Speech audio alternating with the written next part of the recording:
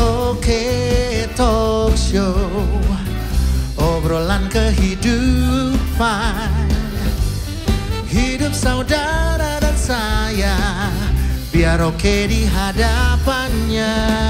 Kebenaran firman Tuhan dan tentang kehidupan, semuanya ada di Oke Talk Show. Selamat datang di Oke Talk Show, obrolan kehidupan yang didasari kebenaran firman Tuhan. Malam hari ini kita akan sama-sama membahas satu topik, yaitu bohong demi kebaikan. Apakah bisa seperti itu? Telah hadir bersama-sama dengan saya, Pendeta Randy Chuang. Selamat malam Pak Pendeta. Selamat malam Bu Viana. Dan juga ada Bu Lianawati dan Pak Jeffrey. Selamat malam, selamat datang. Malam. Kita akan berdoa terlebih dahulu sebelum kita membahas topik ini. Minta kesediaan Pak Jeffrey pimpin dalam doa. Kita berdoa ya. Bapak, kami bersyukur untuk kesempatan kami bisa berdiskusi kembali, belajar bersama dari kebenaran-Mu ya Tuhan.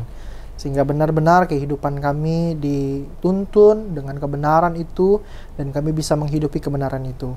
Bila Tuhan berikan hikmat buat kami semua, khususnya untuk Pendeta Randy, bisa menjawab pertanyaan dalam diskusi kami dan memberikan pencerahan. Tuhan, Roh Kudus yang menuntun kami dan memberkati kami malam ini. Dalam nama Tuhan Yesus kami berdoa. Amin. Amin. Terima kasih Pak. Pak Pendeta, berbicara soal bohong gitu ya. Rasanya siapa sih di dunia ini nggak pernah bohong gitu ya. Kayaknya kalau saya secara pribadi dari kecil nggak diajarin pun udah bisa bohong gitu. Dan walaupun udah rajin ke sekolah minggu, baca firman, udah tahu nggak boleh bohong, tapi ternyata ya tetap aja gitu ngelakuin. Dan bahkan ada yang kemudian ngomong gitu ya, dan gak sedikit juga mungkin orang tua bahkan ngajarin ke anaknya, nggak apa-apa lah bohong demi kebaikan. Gimana Pak Pendeta, mungkin bisa jelaskan? Iya, semua kita mungkin tidak terlepas dalam hidup yang bicara tentang kebohongan itu sendiri ya. Bahkan saya tidak tahu Bu Viana sudah berapa kali dibohongi ya, atau membohongi. Sebelum syuting habis bohong. Iya. Ya baik Bu Viana, Bu Liana, dan juga Pak Jeffrey dan para pemirsa, pada malam hari ini mungkin mungkin semua kita kali ya, mungkin setuju berkata bahwa berbohong itu tidak baik. Tapi mungkin tidak semua kita setuju bahwa bohong itu dosa, seperti begitu.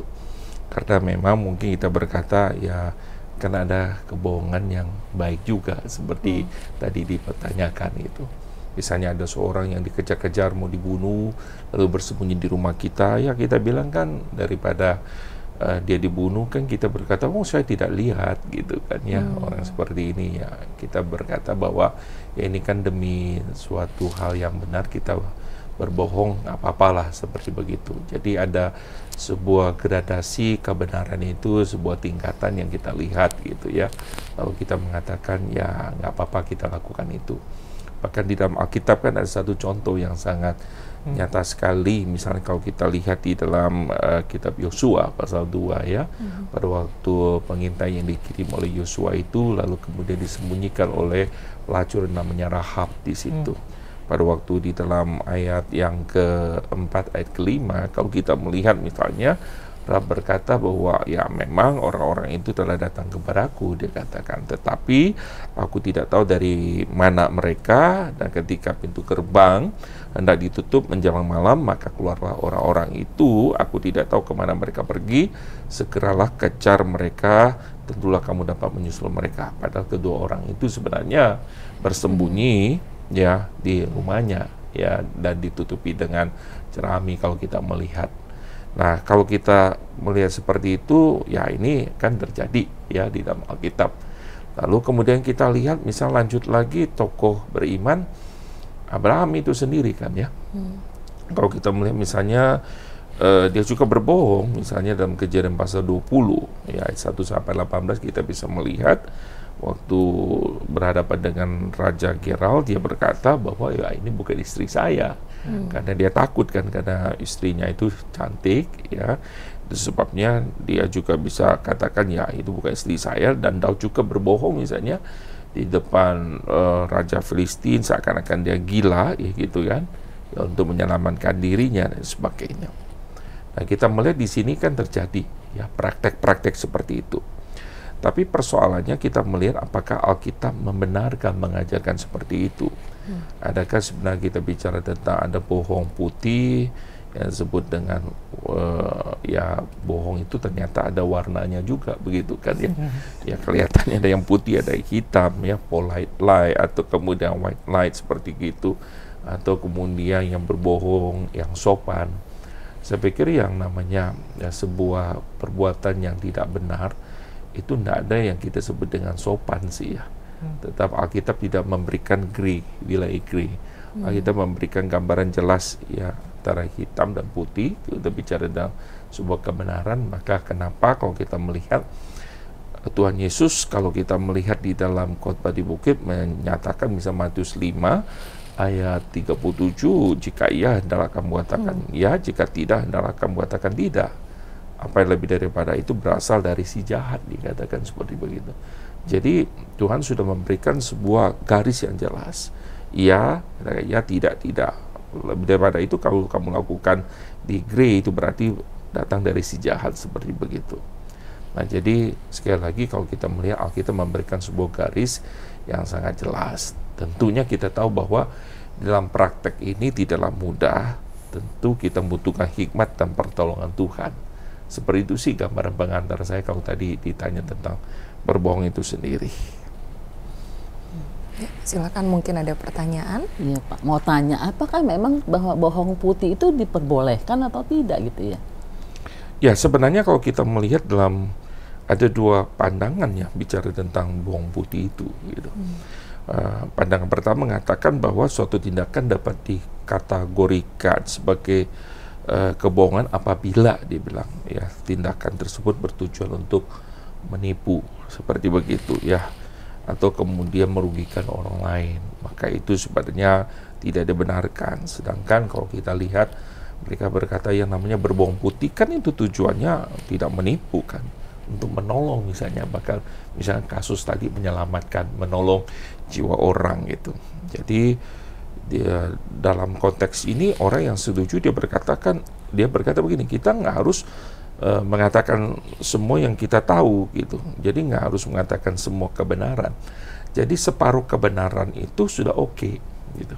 Tapi persoalan di Alkitab kan mengatakan bahwa ketika engkau mengatakan separuh kebenaran, engkau tidak mengatakan kebenaran sepenuhnya, itu kan bukan kebenaran. Itu kan persoalannya, itu yang terjadi. Ya, maka Tuhan bilang kalau hendak ya kamu katakan ya, kalau tidak katakan tidak gitu. Nah, ada orang misalnya ini tokoh namanya Douma itu dia menganut pemahaman seperti begini ya, makanya dia berkata ya kita tidak harus mengatakan semuanya seperti begitu ya kita saring dulu lah, kita lihat bicara bagaimana mengkomunikasikannya, norma-normanya, etikanya dan sebagainya. Tapi kalau pandangan kedua berkata bahwa ya kebenaran dan kejujuran jauh lebih penting daripada yang berbicara tentang kebijaksanaan, bicara tentang etika dan lain sebagainya gitu. Sopan santun dan kebijaksanaan itu sangat diperlukan tentu di dalam komunikasi. Tetapi sopan santun bijaksana itu harus dibangun di atas dasar kebenaran. Itu yang kemudian orang mengatakan ini penting tengah kejujuran, sehingga sebagai anak Tuhan jangan sampai kemudian kita sebenarnya mengorbankan namanya kebenaran hanya karena sebuah budaya atau etika. Misalnya dalam dunia perdagangan sudah menjadi suatu hal yang biasa kita bicara manipulasi data misalnya seperti itu, manipulasi fakta seperti begitu, atau di dalam kehidupan perpolitikan dan lain sebagainya ya. Atau supaya pembeli misalnya membeli dengan kita berkata ya udahlah saya nggak untung lah jual modal sama kamu gitu, padahal itu kan kita sudah memanipulasi. Seperti itu yang terjadi. Nah, saya berpikir bahwa firman Tuhan mengatakan ya memang yang ya kamu katakan ya, tentu kejujuran itu sangat penting, kebenaran itu tidak bisa dikorbankan gitu hanya untuk mendapatkan sesuatu gitu. Tapi orang yang biasa berorientasi pada misalnya bohong putih, mereka katakan aku tidak merugikan gitu. Tetapi di situ yang tadi saya ngomong tadi, alasan yang pertama tadi yang saya sudah sampaikan gitu. Terus bagaimana kalau bohong putih itu berkaitan dengan kesopanan? Misalnya kita pergi bertamu ke rumah seseorang, dia tuh lagi makan. Nah, kita mungkin waktunya kurang tepat, jadi mereka lagi makan, kita datang, terus mereka bilang, ayo yuk makan gitu. Terus untuk menjaga kesopanan kita bilang, oh enggak, kita sudah makan. Padahal kita belum makan dan kita lapar sebenarnya gitu Pak. Atau mungkin juga dia suguhkan makanan, kita nggak suka makanan itu, akhirnya kita bilang, oh enggak, kita sudah makan gitu akhirnya. Nah itu gimana tuh? Ya, kalau saya berpikir kita berani pertama, ya berani jujur ya. Kalau seandainya kita belum makan, saya ditanya, saya bilang ya saya mau makan gitu ya. Nggak tahu malu ya? Beda tipisnya.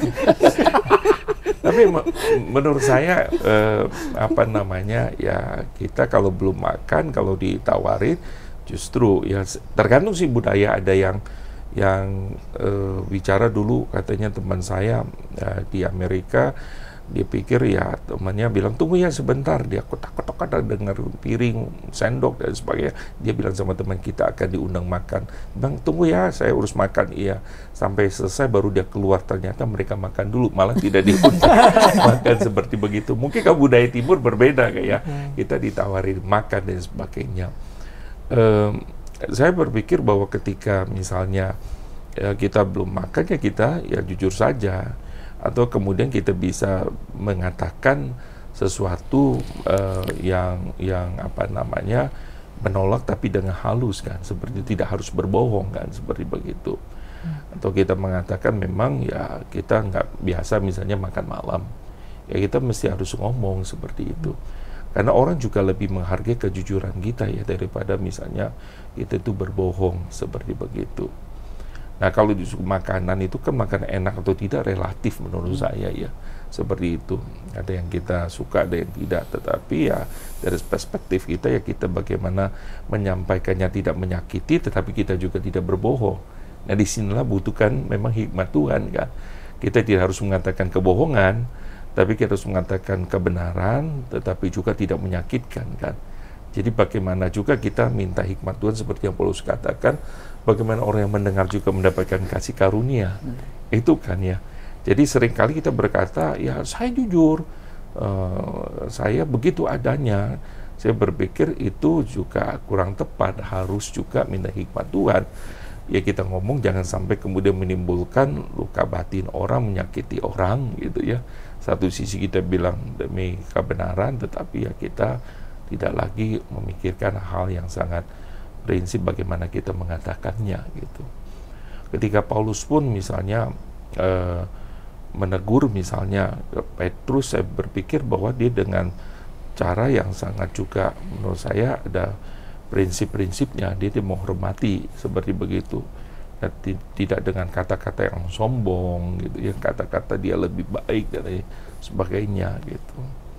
Itu menurut saya ya kita mengatakan kebenaran tidak harus menimbulkan luka dalam hati orang sehingga orang mendengar mendapatkan kasih karunia. Iya Pak Pendeta. Jadi memang kayak bohong putih ini kita bilangnya, bohong demi kesopanan atau demi kebaikan kan memang acceptable sekali di budaya kita, budaya timur nih.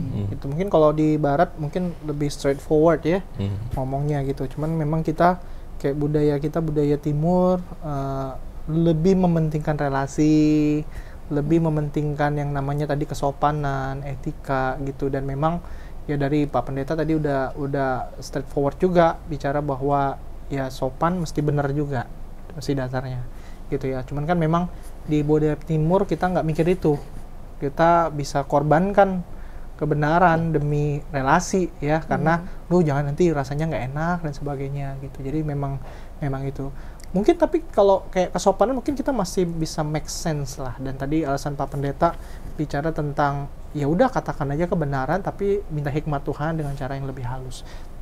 Cuman tadi saya kepikiran dengan contoh yang Pak Pendeta sampaikan, dan ini mungkin berelasinya dengan kayak keselamatan seseorang gitu ya. Misalnya kayak tadi Pak Pendeta kasih contoh orang mau dibunuh, dikejar-kejar gitu ya di dalam rumah. Nah kita berada dalam pilihan mesti bohong atau enggak nih gitu ya. Ditanya gitu, ada orang nggak di sini gitu, kita mesti bohong atau enggak? Atau mungkin kasusnya yang mungkin terjadi, kalau itu kan ekstrim sekali, kasusnya sering terjadi itu ada orang tua yang sakit gitu ya. Ini kisah nyata, kayak ada seorang anak, dia udah usianya lanjut usia juga, sakit, lalu kemudian dia punya mama udah usia lanjut juga gitu ya. Nah, dalam kondisi sakit ini memang dijaga sekali si bapak ini sama keluarganya, nggak boleh stres gitu ya. Kalau nggak bisa makin drop kondisi kesehatannya gitu. Nah, waktu mamanya meninggal, dia akhirnya tidak dikasih tahu. Bahkan sampai detik ini, dia masih hidup nih, mamanya meninggal, sampai detik ini dia taunya mamanya masih hidup gitu.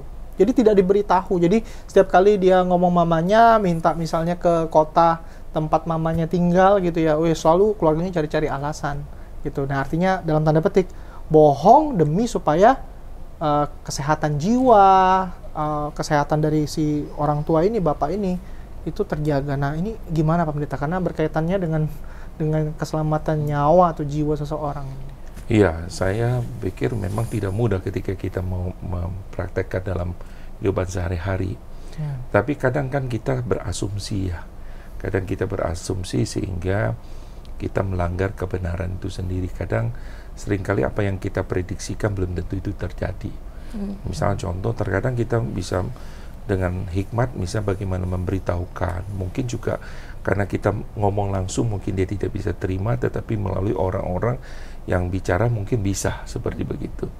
Misal dalam praktek kehidupan berjemaat juga seperti itu. Ada anaknya yang tidak bisa memberitahukan kepada orang tuanya, anaknya sudah meninggal, tapi mereka minta tolong kepada saya sebagai pendeta, yang kemudian bagaimana memberitahukan kepada mamanya bahwa anaknya sudah meninggal karena COVID dan sebagainya.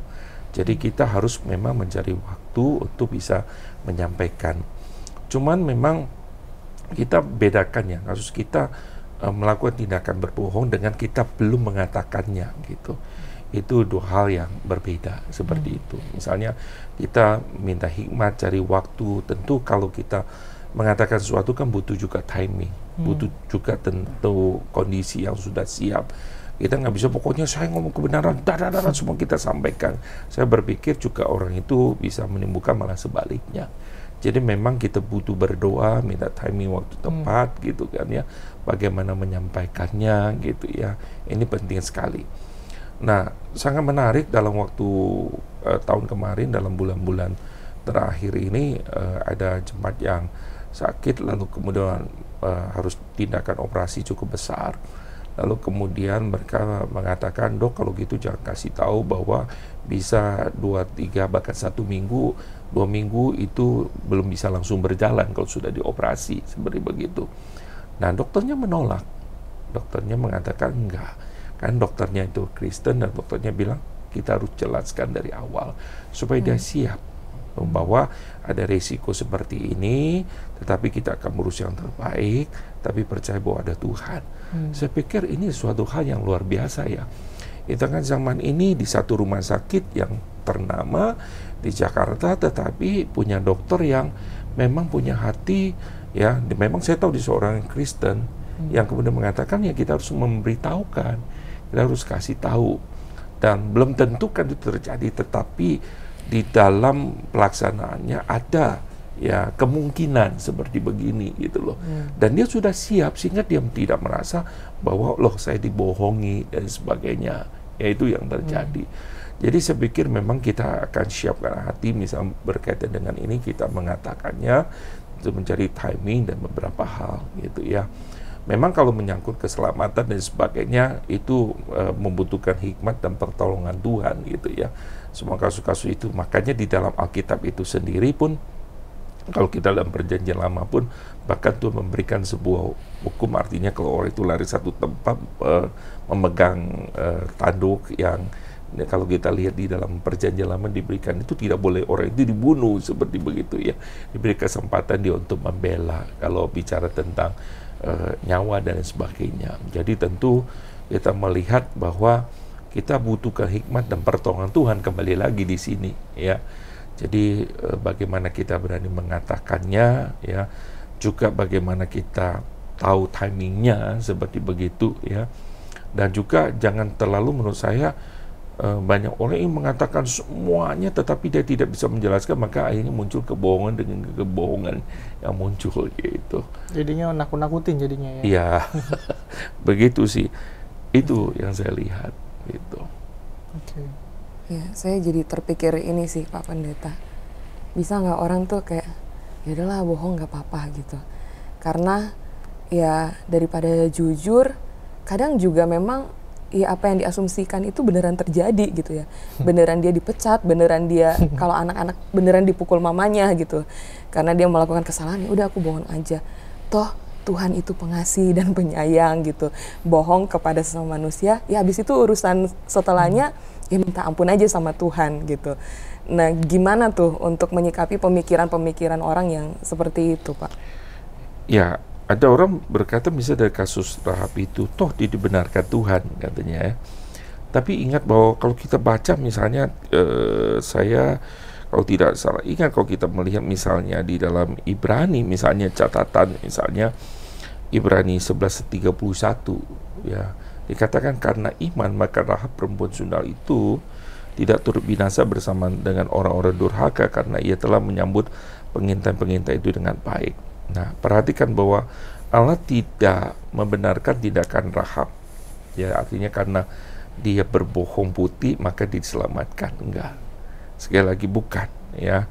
Tapi sekali lagi karena belas kasihan dan pertolongan Tuhan, ya.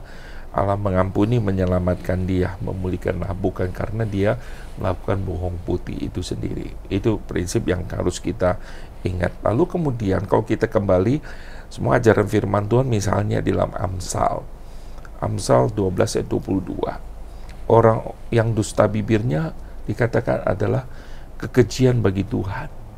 Jelas soal kita mengatakan orang yang dusta bibirnya ada kekejian bagi Tuhan, tapi orang yang berlaku setia dikenannya, dikatakan. Itu sebab kenapa tadi di dalam khotbah di bukit Matius 5:37 Tuhan bilang, jika ya hendak kamu katakan ya, jika tidak katakan tidak, apa yang lebih daripada itu berasal dari si jahat. Karena di sini kita melihat ya bapa segala dusta itu kan kita sudah tahu kan. Jadi itu bukan karakter yang dimiliki oleh anak Tuhan. Karena itu bukan karakter dari anak kerajaan Allah. Maka kenapa Tuhan tidak suka dan benci, ya, dan itu suatu hal yang Tuhan tidak berkenan seperti begitu. Jadi memang kita harus minta hikmat pertolongan Tuhan. Nggak bisa kita beralibi untuk satu kebenaran kita melakukan satu dosa seperti itu, kan bukan prinsip Alkitab ya, seperti itu ya. Tentu kita minta hikmat Tuhan, tentu ada jalan keluar. Memang tidak mudah gitu. Karena Tuhan bicara begini loh. Waktu di pengadilan pun Tuhan berkata, kamu berdoalah. Karena Tuhan akan beri hikmat kepada kamu apa yang harus kamu katakan, seperti begitu. Jadi kita kan percaya bahwa yang namanya hidup ini kan tergantung kepada Allah Roh Kudus. Ya, ada saat di mana ya Roh Kudus akan menolong, menuntun kita untuk mengatakannya seperti begitu. Hikmat dari Tuhan seperti itu kan. Bahkan saya pernah ceritakan ada jemaat yang memang bekerja di bidang kecantikan, dokter, lalu kemudian ada istri pejabat di sana, lalu suatu saat datang dan berkata, dokter aku pakai gel dokter, muka saya menjadi hitam, katanya seperti begitu. Nah dokter itu cerita sama saya, waduh Pak, saya kaget waktu itu, saya nggak tahu harus ngomong apa. Saya tetapi ingat sama Tuhan, saya doa Tuhan tolong saya melakukan yang benar, apa yang harus saya lakukan. Tiba-tiba anak yang mendampingi ibu itu berkata, Mami ini kan bukan beli dari dokter sini, Mami waktu itu kita ke timur, ke daerah istilahnya ke daerah Timur Tengah belinya, sehingga gel ini yang kena muka Mami itu menjadi hitam. Semua menjadi clear kan seperti begitu. Mana mungkin sih kalau kita melihat anaknya itu tiba-tiba malah menjadi pembela dari dokternya. Ya saya tidak mengatakan bahwa mereka tadinya udah sekongkol, mungkin juga tidak. Tapi disinilah Tuhan itu bisa menggerakkan setiap orang untuk mengatakan kebenaran. Dan itu terjadi kan. Dan ini kejadian yang real, bukan 2000 tahun yang lalu, tapi kejadian yang saat ini terjadi. Bagaimana Tuhan membela gitu. Nah disinilah Tuhan karuniakan hikmat dan berkata-kata gitu. Iya, Ini menarik nih topiknya Pak Pendeta ya. Saya masih ada satu juga yang saya pikir rasa ganjel ya, dan karena saya pikir kalau tadi Pak Pendeta ilustrasikan bawang putih itu kan berkaitan dengan bisa jadi untuk mendapatkan keuntungan. Misalnya kalau kayak zaman dulu ya dagang, sampai dengan hari ini mungkin ada ya orang nawar bilang udah ini saya kasih modal gitu ya. Padahal ya modalnya masih di bawah gitu, tapi supaya kelihatan lebih murah dan akhirnya dagangannya laku, ya dia pakai alasan begitu. Tapi mungkin itu saya nggak mau tanya. Yang saya mau tanya itu ada satu industri yang saya pikir hari ini cukup gede, duitnya banyak di situ.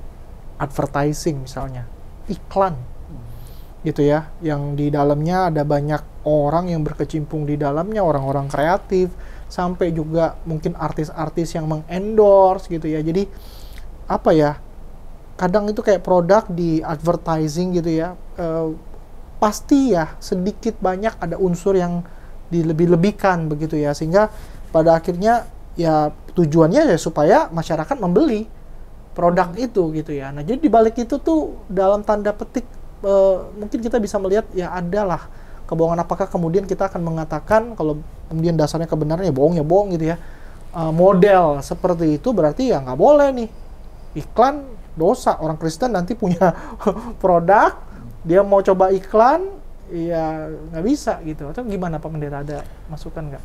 Dan tentu kalau kita melihat satu, menurut saya perlu kita clear, misalnya ada orang menjadi ambasador misalnya terhadap satu produk, termasuk itu obat gitu, tentu ada side effect-nya. Tapi di dalam ketidaktahuan dia, ketika misalnya dia sebagai profesi dia untuk menyampaikan dalam kurun waktu misalnya 2-3 tahun, lalu efek 5 tahun kemudian, saya berpikir dia lakukan itu tentu bukan karena dia sudah tahu ini kebohongan lalu dia lakukan ya. Ya, saya maksudkan dalam Alkitab bicara bahwa kalau kita sebagai anak Tuhan, kita tahu ini suatu hal yang tidak benar, lalu kita lakukan sesuatu hal yang pasti bertentangan dengan kebenaran firman Tuhan. Itu ya. Tentu ketika kita menyampaikan sesuatu barang di dalam dunia ini, ya misal katakanlah, wah ini barang tahan lama, iya, tapi seumur hidup aman, saya pikir itu sudah nggak benar. Contohnya seperti begitu. Lalu kemudian kita pun percaya seperti itu, ya kita sudah hidup itu termakan dengan iklan dan lain sebagainya. Sama juga misalnya kita nggak usah bicara sesuatu hal yang sangat misalnya di dunia bisnis lah. Termasuk di dalam gereja pun kita pernah bahaskan konteks tentang spiritual abuse. Termasuk kalau kita pun membicarakan beberapa hal, mengatakan seakan-akan dibungkus dengan rohani, tetapi itu membohongi jemaat. Misalnya kalau engkau memberi lalu engkau akan menerima, kan bukan dasarnya seperti itu. Karena kita sudah diberi, maka paling tidak kita memberi pun tidak bisa membalas kasih karunia Tuhan. Jadi ketika kita bilang wah kamu akan diberkati sehat dan sebagainya, nah itu sebenarnya sudah melakukan sebuah kebohongan gitu. Nah itu memang harus bertobat gitu para pendetanya juga, tentunya ya para pemimpin gereja kalau mengajarkan prinsip seperti ini gitu. Jadi kita nggak usah bicara tentang di dalam dunia bisnis melakukan kebohongan, ternyata dalam gereja pun melakukan suatu kebohongan gitu.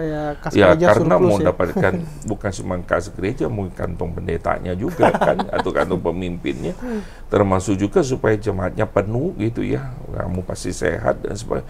Alkitab tidak mengatakan bahwa setiap orang yang akan selalu kemudian sembuh, sehat gitu kan ya. Dan perjalanan kita bukan itu kok tujuan kita. Jadi beranilah kita mengatakan kebenaran sekalipun itu tidak populer gitu.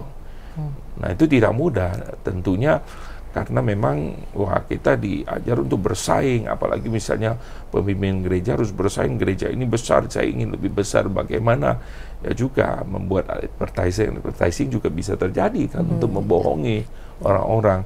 Saya pikir kita berani jujur, dan saya percaya panggilan Tuhan kepada kita, blessing Tuhan itu masing-masing cukup kok bagi kita. Kita percaya ada Tuhan yang hidup yang tidak pernah tinggalkan kita. Ya, jadi siapapun dan di bidang apapun gitu ya, mulai dari anak kecil sampai orang yang udah lanjut usia pun, kita semua sama-sama berproses untuk bisa berkata jujur dengan hikmat dari Tuhan. Dan ini mungkin menjadi penutup dari diskusi kita untuk topik ini. Semoga apa yang kami bicarakan itu juga boleh menolong saudara-saudara untuk kita boleh sama-sama terus memohon pertolongan Tuhan, supaya Tuhan juga akan menuntun kita boleh hidup di dalam dunia ini yang mungkin penuh dengan begitu banyaknya kebohongan, tapi kita boleh menjadi anak-anak Tuhan yang terus hidup dan memperkatakan kebenaran. Terima kasih Pendeta Randy, Bu Lianawati, dan juga Pak Jeffrey. Kita akan menutup untuk sesi ini, saya akan memimpin di dalam doa. Mari kita berdoa. Terima kasih Tuhan untuk OK Talk Show episode hari ini yang kembali lagi mengingatkan kami bahwa memang benar tidak mudah bagi kami Tuhan ketika menjalani aktivitas kami, di dalam kami berelasi, di dalam kami bekerja. Terkadang kami tergoda untuk mengatakan ketidakbenaran, untuk menjadi pendusta, menjadi pembohong. Karena itu Tuhan, kami memohon Engkau kiranya yang akan menolong setiap kami dengan hikmat-Mu ya Tuhan, di dalam kami bertindak, di dalam kami mengambil keputusan, di dalam kami berkata-kata ya Tuhan. Biar kami boleh betul-betul jujur, kami boleh betul-betul menghidupi kebenaran. Terima kasih Tuhan untuk setiap rekan-rekan yang boleh berbagi di episode ini. Kami telah mendiskusikannya, dan biarlah Tuhan juga memberkati hamba-hamba-Mu satu persatu. Ini doa kami di dalam nama Tuhan Yesus kami berdoa. Amin. Sekali lagi terima kasih untuk diskusi yang menarik di episode kali ini.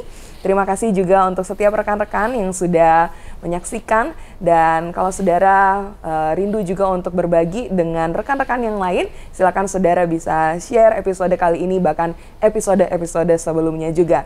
Selamat malam, sampai ketemu di OK Talk Show episode berikutnya. Tuhan memberkati.